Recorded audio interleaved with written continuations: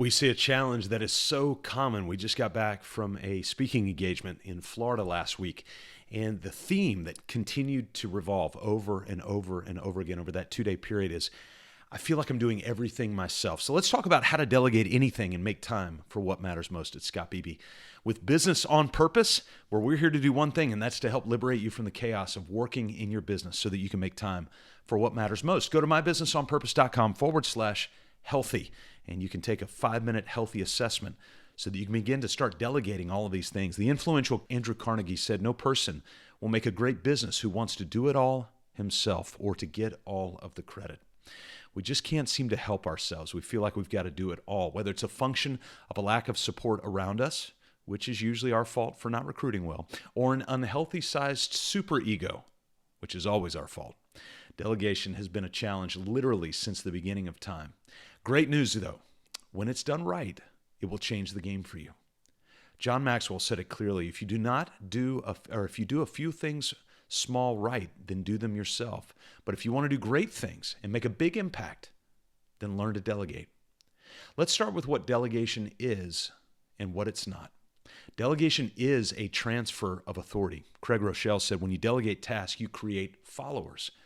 When you delegate authority, you create leaders. You've heard it before. Everything rises and falls on leadership. The height of your leadership determines the height of your team's leadership. And when you transfer authority, you empower someone else to execute and achieve the results. Delegation is a powerful method of growth and margin.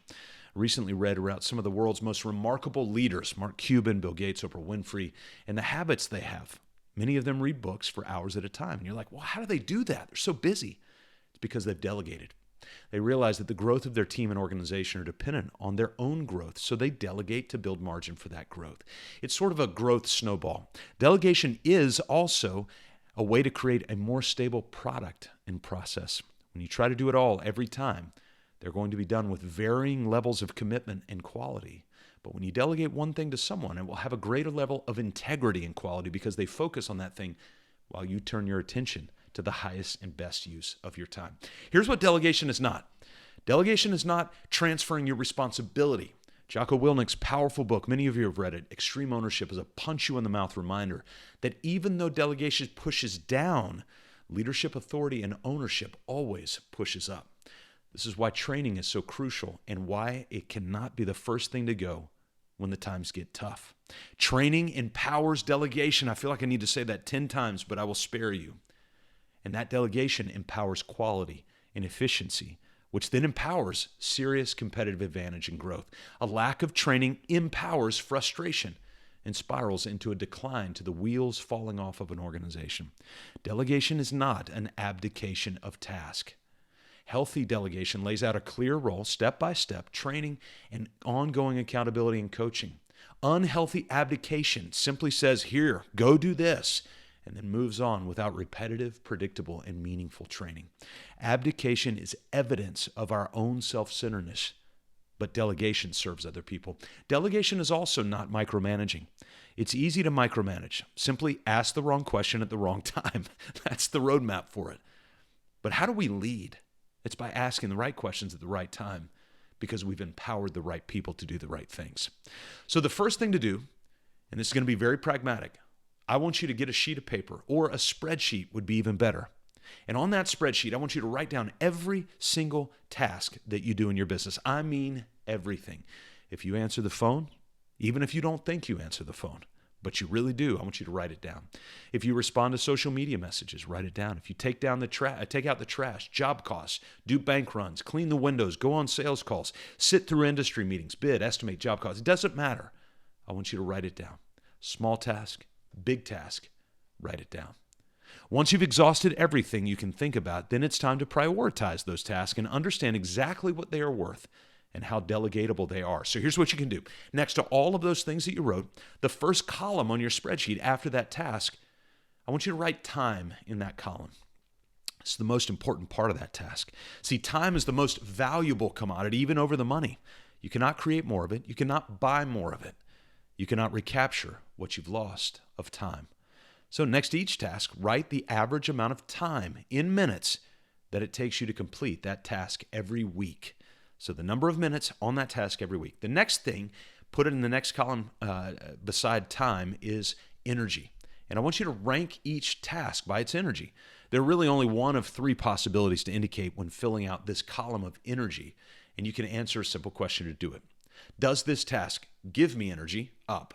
Suck me dry? Down. Or kind of neutral? So-so. And so you'll just put the word neutral. So if the task gives you energy, type the word up. If the task sucks the life out of you, type the word down. If the task leaves you sort of thinking, it's no big deal, just put the word neutral. So there you go, up, down, neutral. Does it give you energy or not? Now the third column next to the rank and the task and that energy column is, I want you to start to rank this on how delegatable it is. What in the world do I mean by that? Well, if you write a 1 in that column, that means only you can do it. I mean only you. Nobody else ever could do this. By the way, there shouldn't be many of those. If this is a task that you did not think could be delegated, but the more you think about it, you think, well, I think it probably could, then I want you to write a 2. If this is a task that you know you can delegate, you should have done it a long time ago, but you just haven't, then write a 3. There should be a lot of 2s and 3s on this list. You should have way more 2s and 3s than you do 1s. If you have a lot of 1s, then you need to reevaluate how important you see yourself. Don't be offended by my statement. That's not healthy long term. Remember, great leaders cannot go to higher levels without great people. A list of 1s may reveal your desire to meddle too much. So it's time for the big reveal. Once ranked, go pick all of your tasks with a 2 or a 3 and a down written next to it. So look over that list, see your task, any 2s or 3s that have downs, especially those that take a lot of time. Once you've identified those, I want you to put those on another tab and another sheet. And that whole list are the items that you need to delegate. And you can ask 4 questions. Who will I delegate it to? How will I train that person? How will I track their progress? And when will we get started? The final missing piece to a simple and powerful training process and delegation process for you and your team: implementation. I will take a half-baked plan with full implementation versus a perfect plan with half-baked implementation. We say it all the time. Joe Calloway, vision without implementation is hallucination. Actually, I think Thomas Edison was the first person to say a form of that. If you meet with your team on a regular basis and begin to delegate these items and new tasks, then you'll start to grow in your leadership. If you do it, it'll work. If you don't, it won't. So let's start delegating. Let's stop belly aching and start empowering others so that you can be liberated from chaos to make time for what matters most. You want to lay out of this? Go get my book, Let Your Business Burn. Go to mybusinessonpurpose.com and you'll see my book there.